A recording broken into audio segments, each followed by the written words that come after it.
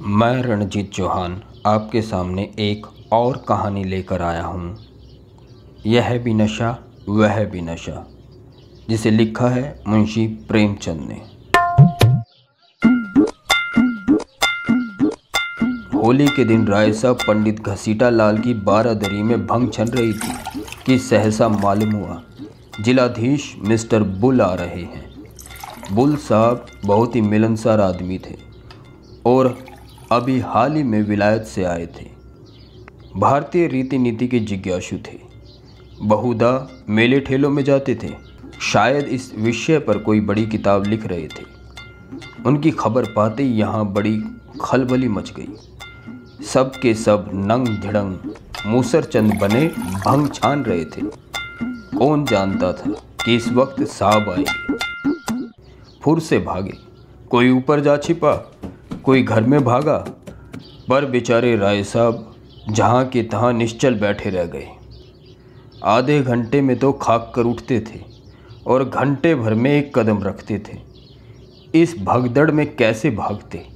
जब देखा कि अब प्राण बचने का कोई उपाय नहीं है तो ऐसा मुंह बना लिया मानो वो जानबूझकर इस स्वदेशी ठाठ से साहब का स्वागत करने को बैठे हैं। साहब ने बरामदे में आते ही कहा, हेलो राय साहब, आज तो आपका होली है। राय साहब ने हाथ बांधकर कहा, हाँ सरकार, होली है। खूब लाल रंग खेलता है। हाँ सरकार, आज के दिन ही यही बार है। साहब ने पिचकारी उठा ली। सामने मटकों में गुलाल रखा हुआ था। बुल ने पिचकारी भरकर पंडित जी के मुंह पर छोड़ दी। धन्यवाद। ये कैसे सौभाग्य प्राप्त हो सकता है। वारे हाकिम, इसे प्रजावात्सल्य कहते हैं। आहा, इस वक्त सेठ जो खनराम होते ना तो दिखा देता कि यहाँ जिला में अफसर कितनी कृपा करते हैं। बताया जाकर कि उन पर किसी गोरे ने भी पिचकारी छोड़ी है। जिलाधीश का कहना ही क्या। आहा, ये पूर्व तपस्या का फल है और कुछ नहीं। कोई पहले 1 वर्ष तपस्या करे तब ये परम पद पा सकता है। हाथ जोड़कर बोले, वह धर्म अवतार, आज जीवन में सफल हो गया। जब सरकार ने होली खेली है तो मुझे भी हुक्म मिले कि मैं भी अपने हृदय की अभिलाषा पूरी कर लूं। यह कहकर राय साहब ने गुलाल का टीका साहब के माथे पर लगा दिया। इस बड़े बर्तन में क्या रखा है राय साहब? सरकार, ये भंग है। बहुत विधि पूर्वक बनाई गई है हुजूर। इसके पीने से क्या होगा? हुजूर की आंखें खुल जाएगी। बड़ी विलक्षण वस्तु है सरकार, बड़ी बड़ी विलक्षण वस्तु है। हम भी पिएगा। राय साहब को जान पड़ा मानो स्वर्ग के द्वार खुल गए हैं और वो पुष्पक विमान पर बैठे ऊपर उड़े चले जा रहे हैं। गिलास तो साहब को देना उचित न था, पर कुल्हड़ में देते तो संकोच था। आखिर बहुत ऊंच नीच सोचकर गिलास में भंग उलेड़ी और साहब को दी। साहब भी पी गए।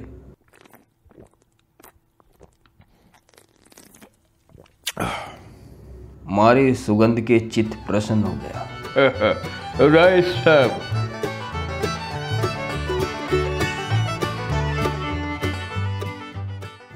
दूसरे दिन राय साहब इस मुलाकात का जवाब देने चले। प्रातःकाल ज्योतिषी से मुहूर्त पूछा। पहर रात गई साइत बनती थी, अतएव दिन भर खूब तैयारियां की गई। ठीक समय पर चले। साहब उस समय भोजन कर रहे थे। खबर पाते ही सलाम दिया। राय साहब अंदर गए तो शराब की दुर्गंध से नाक फटने लगी थी। बेचारे अंग्रेजी दवा न पीते थे। अपनी उम्र में शराब कभी न छुई थी। जी में आया कि नाक बंद कर ले, मगर डरे कि साहब बुरा न मान जाए। जी मचल रहा था, पर सांस रोके बैठे हुए थे। साहब ने एक चुस्की ली और गिलास मेज पर रखते हुए बोले, हम कल आपका बंग पी गया, आज आपको हमारा बंग पीना पड़ेगा। आपका बंग बहुत अच्छा था। हम बहुत सारा खाना खा गया। हुजूर, हम लोग ना मदिरा को हाथ भी नहीं लगाते हुजूर। हमारे शास्त्रों में ना इसको छूना पाप कहा गया है।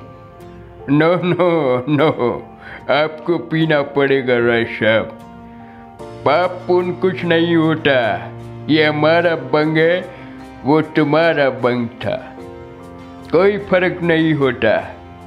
इसमें भी नशा होता है, उसमें भी नशा होता है, फिर फर्क कैसा? नहीं धर्मावतार, मदिरा को हमारे यहाँ वर्जित किया गया है। ऐसा कभी होने नहीं सकता। शास्त्र मना करेगा तो इसको भी मना करेगा, उसको भी मना करेगा, अफीम को भी मना करेगा। आप इसको पिए, डरे नहीं, बहुत अच्छा है। यह कहते हुए साहब ने एक गिलास में शराब उलेड़कर राय साहब के मुंह पर लगा दी। राय साहब ने मुंह फेर लिया और आंखें बंद करके दोनों हाथों से साहब का हाथ हटाने लगे। साहब की समझ में ये रहस्य न आता था। वो यही समझ रहे थे कि ये डर के मारे नहीं पी रहे हैं। अपने मजबूत हाथों से राय साहब की गर्दन पकड़ी और गिलास मुंह की तरफ बढ़ाया। राय साहब को अब क्रोध आ गया। साहब खातिर ये सब कुछ कर सकते थे, पर धर्म नहीं छोड़ सकते थे। जरा कठोर स्वर में बोले, हुजूर, हम वैष्णव हैं, हम इसे छूना भी पाप समझते हैं। राय साहब इसके आगे और कुछ न कह सके। मारे आवेश में कंठावरोध हो गया। एक क्षण बाद जरा स्वर को संयत करके फिर बोले, हुजूर, भंग पवित्र वस्तु है। ऋषि मुनि, साधु महात्मा, देवी देवता सब इसका सेवन करते हैं। सरकार हमारे यहाँ इसकी बड़ी महिमा लिखी है। कौन ऐसा पंडित है जो बूटी ना छनता हो? लेकिन मदिरा को तो सरकार हम नाम लेना भी पाप समझते हैं। बुल ने गिलास हटा लिया और कुर्सी पर बैठकर बोला, तुम पागल का माफिक बात करता है। धर्म का किताब बंग और शराब दोनों को बुरा कहता है। तुम इसको ठीक नहीं समझता। नशा को इसलिए सारा दुनिया बुरा कहता है कि इसमें आदमी का अक्ल खत्म हो जाता है। तो बंग पीने से पंडित और देवता लोगों का अक्ल कैसे खत्म नहीं होगा, यह हम नहीं समझ सकता। तुम्हारा पंडित लोग बंग पीकर राक्षस क्यों नहीं होता? हम समझता है कि तुम्हारा पंडित लोग बंग पीकर खत्म हो गया है, तभी वो कहता है यह झूठ है, वो नापाक है, रोटी नहीं खाएगा, मिठाई खाएगा। हम छूले तो तुम पानी भी नहीं पिएगा। ये सब खत्म लोगों का बात है। You can go now. सरकार, सलाम। सलाम। राय साहब की जान में जान आई। गिरते पड़ते बरामदे में आए, गाड़ी पर बैठे और घर की राह ली। कहानी हुई खत्म। दोस्तों, आपको ये कहानी अच्छी लगी है तो इसे और लोगों के साथ साझा करें। चैनल को सब्सक्राइब करें ताकि हमारा हौसला बढ़ता रहे, और लाइक करेंगे तो क्या बात है।